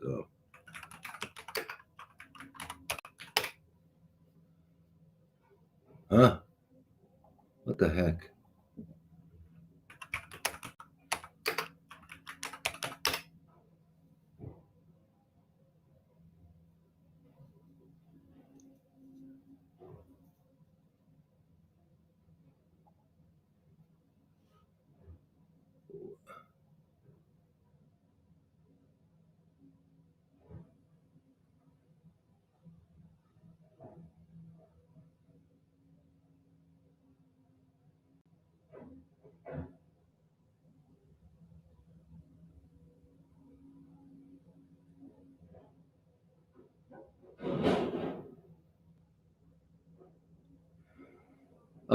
Anyway, I forget that. Okay, let's go. What's the next question here? But anyway, I hope you got that with the ivermectin and mebendazole. And yes, and under this circumstances. So we've got to, so if you join the group, we can kind of narrow in on what you're talking about. And if you're serious right now, you go to Oasis, and then you'll be in the groups anyway. So let's, take care of that, Leslie. Because a lot of times, just getting a question answered is not really what people are looking for here. They're really looking for help, the way out. How do I get out? I'm in trouble. I need some help, and I want to help you. So, and if it's stage 4, in the bone, call Oasis, and then get the um, next share. How do you get rid of lichen planus? This is for a friend. She had it for years, for 10 years or so. I'm pretty sure the general form. Okay, well, lichen planus is, who knows what it is. It's, now that we've gotten all sophisticated with immunology, we think it's a T cell mediated autoimmune. Uh-huh. So, just once again, for all of us who uh, grew up with Rocky and his boys, Rocky and the gang, um, the immune system does not attack the body. Hard to believe, shouldn't be, but our immune system doesn't attack us. Remember, the author, the creator, the producer of this incredible Earth suit is God. So, anyway, whatever we call an autoimmune condition is when the immune system has identified something, and many times we can understand what it is that the immune system has identified and is responding to, but there are oftentimes we cannot identify it, and if we can't identify it, then we conclude that the immune system is attacking the body. This is just the arrogance and ignorance of the human being. For example, what is that? 99% of the DNA of our DNA is not um, um, is not does not have codes, does not have information. So what do they call it? The scientists, junk DNA, junk DNA, junk DNA. So God produced, or for those of you who think evolution produced by way of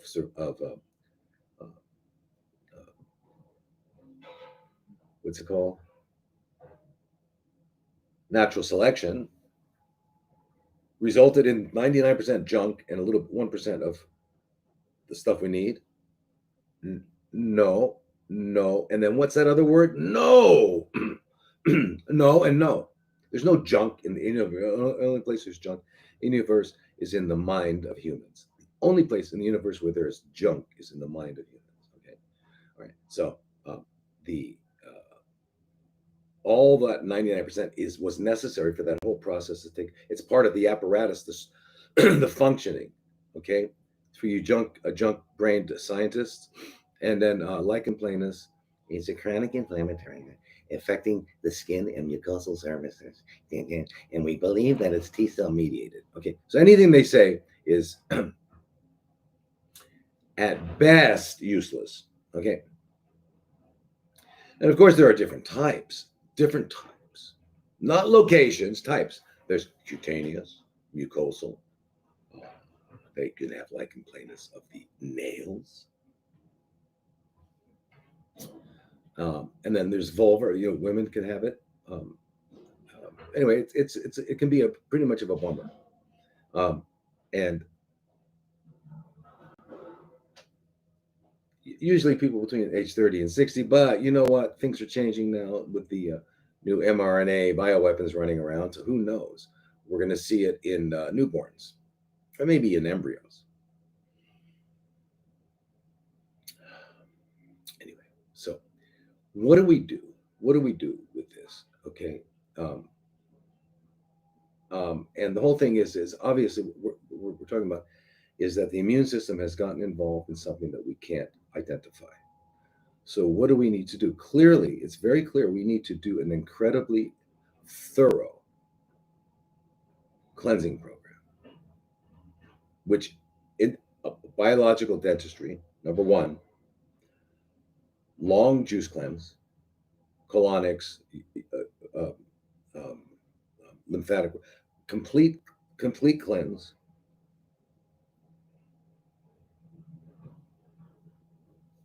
And then there are many ways to support immunity, and that's why getting our important nutrients like the vitamin C, ascorbates, and the vitamin A and the vitamin D. Those are all important with immunity. They're all necessary for immunity. Getting our thyroid function is important for our immune system. Thyroid is one of the bosses of the immune system, and the adrenals. So by reestablishing the balance in those, and then balancing all of our hormones, just restoring balance is going to do that.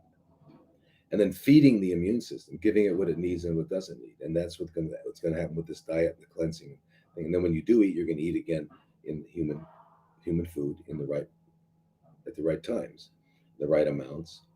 And then there are things you can additionally that you can take depending on what the situation is.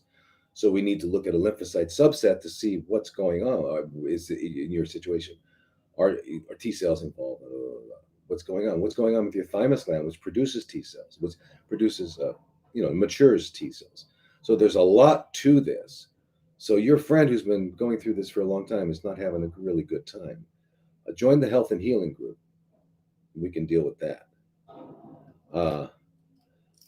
We're working on expanding the number of seats we have at Oasis, and if we ever get to the point where we can expand enough, I would like to work with people, not only people that don't have CFCs, who have other serious concerns like this lichen planus.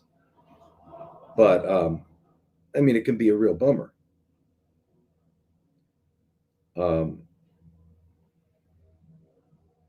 And also, and I don't know what your friend has done, so it's really hard for me to comment any further. So why don't we have you go to drlodi.com, drlodi.com, and join the health and healing group so I can ask you a couple more questions so we can help your friend. And let's get your friend on there. We can't just have you talking for your friend. I hope your friend is motivated to take another perspective like you are. All right, so here we are with Curtis, and where are we in terms of time? What time is it? Oh, okay. So I guess this is going to be our last question, Curtis. Colon and rectal CFCs. Is there any data statements on using ivermectin to treat rectal CFCs? Yeah. There is.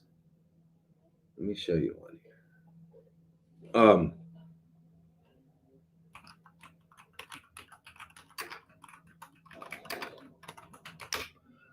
This one it's this is a study published in 2021.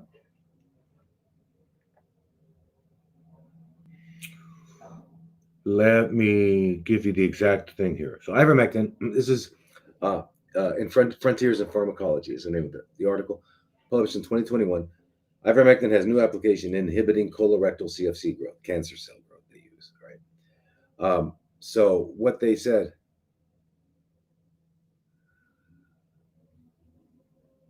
let me just read this a little bit to you because I want you to understand it.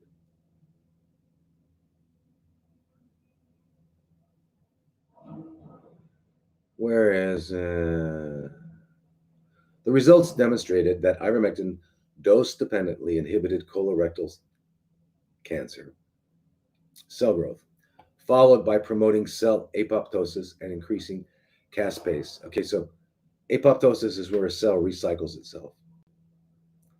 And it happens through something called caspase. That's part of the process. Besides, ivermectin upregulated the expression of pro-apoptotic proteins, BAX, and cleaved PARP. But that means pro-apoptotic proteins. So proteins that are involved in apoptosis, which is eliminating cells, not by slaughtering them, but by recycling them. Okay? And so it upregulated these specific factors. So this is real data, right? And it downregulated the anti-apoptotic proteins. Okay?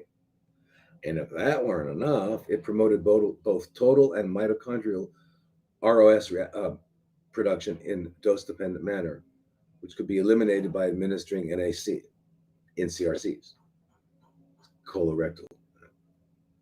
Following NAC treatment, the inhibitive cell growth. Anyway, yes, it works. They're calling it what? They're calling it. Let me just tell you what they're calling it.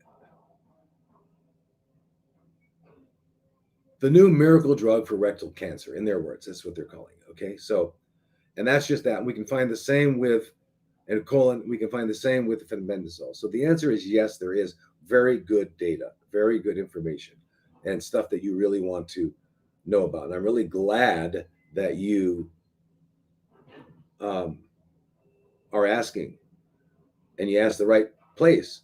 You didn't ask your oncologist because they would say, no, you can't.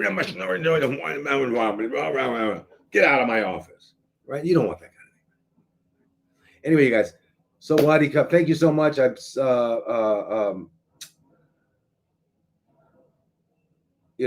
there's so many more things we didn't answer, and we will get to eventually. And I think if we keep it up at this pace, by 2090, we should have all the questions answered. Now, and join the groups too, so that we can interact. All right. Okay. Sawadee Kap, Namaste, Namaskar, and Aloha, everybody.